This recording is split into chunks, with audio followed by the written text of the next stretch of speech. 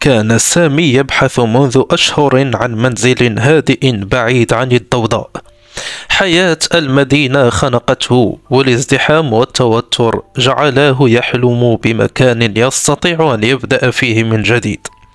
وأخيرا وجد منزلا قديما في ضواحي المنطقة، منزل بسيط لكنه واسع وبه شعور غريب بالطمأنينة. ورغم أن ثمنه كان منخفضا بشكل غير طبيعي، قرر أن يأخذه دون تردد.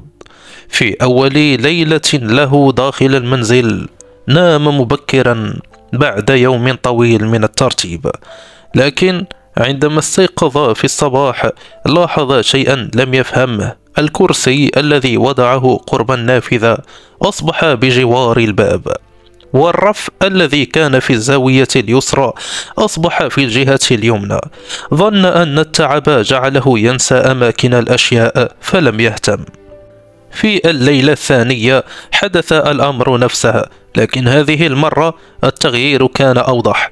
الطاولة تحركت نصف متر، الستائر تغير مكانها، وحتى الأشياء الصغيرة وضعت بطريقة مختلفة. بدأ يشعر أن هناك شيئا غير طبيعي، لكنه حاول إقناع نفسه بأن الأمر مجرد تخيلات، وأن المنزل قديم وربما أرضيته غير ثابتة. لكن الليلة الثالثة كانت الليلة التي تغير فيها كل شيء.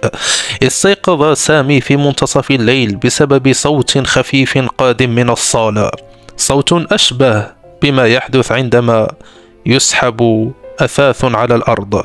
جلس في سريره وهو يحاول التركيز. الصوت لم يتوقف، نهض ببطء وفتح باب غرفته. لم يكن هناك أحد، لكن الأثاث كان يتحرك وحده ببطء، وكأنه يبحث عن ترتيب جديد أكثر راحة. تجمد سامي في مكانه، لم يعرف هل يهرب، هل يصرخ أم يراقب. والأغرب هو أن الأثاث لم يكن يتحرك بطريقة عشوائية، بل كان يتحرك وكأنه يتذكر شكلا معينا، ترتيبا محددا، أسلوبا عاشه سابقا. وبينما كان يتابع الحركة بخوف، توقفت الأشياء فجأة وعاد الصمت. لم يقترب شيء منه، ولم يكن هناك أي نية للأذى، وكأن المنزل فقط يريد أن يكون كما كان من قبل. في اليوم التالي قرر سامي أن يسأل الجيران. أخبروه أن المنزل كان ملكا لرجل عاش وحيدا لسنوات طويلة، رجل كان يقضي وقته كله يعيد ترتيب كل شيء يوميا بدقة شديدة. قالوا إنه كان يعاني من هوس غريب بالترتيب، وأنه كان يغير أماكن الأثاث كل ليلة قبل أن ينام، لدرجة أن المنزل نفسه أصبح يتعود على التغيير.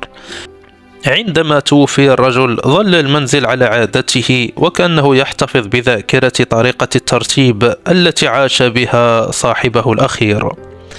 عاد سامي إلى منزله وهو يشعر بشيء غريب، ليس الخوف بل الحزن. أدرك أن المنزل لا يحاول إخافته، بل يحاول التمسك بتاريخه، بحياة عاشها مع شخص لم يعد موجودا.